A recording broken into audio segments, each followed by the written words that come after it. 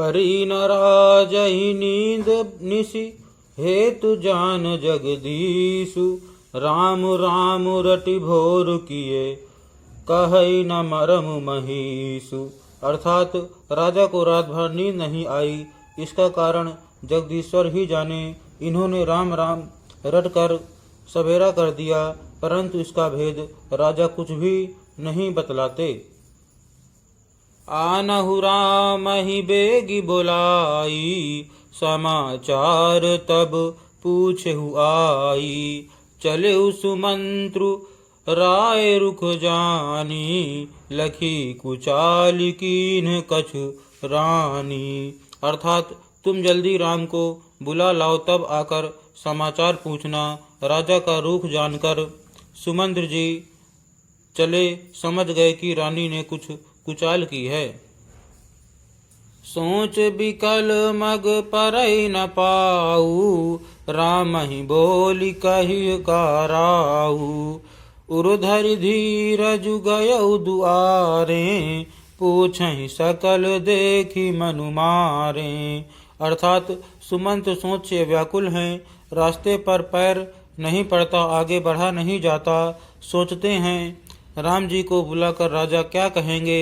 किसी तरह हृदय में धीरज धरकर वे द्वार पर गए। सब लोग उनको मन मारे उदास देखकर पूछने लगे। समाधान करिसो सब ही का, गयौ जहाँ दिन कर कुल टीका। राम सुमंत्र ही आवत देखा, आदर कीन पिता समलेखा। अर्थात सब लोगों का समाधान करके किसी तरह समझा बुझाकर सुमंत्र वहाँ गए जहाँ सूर्यकुल के तिलक श्री रामचंद्र जी थे। श्री रामचंद्र जी ने सुमंत्र को आते देखा तो पिता के समान समझकर उनका आदर किया। निरखी बदनु कही भूप रजाई, रघुकुल दीप ही चले उलेवाई।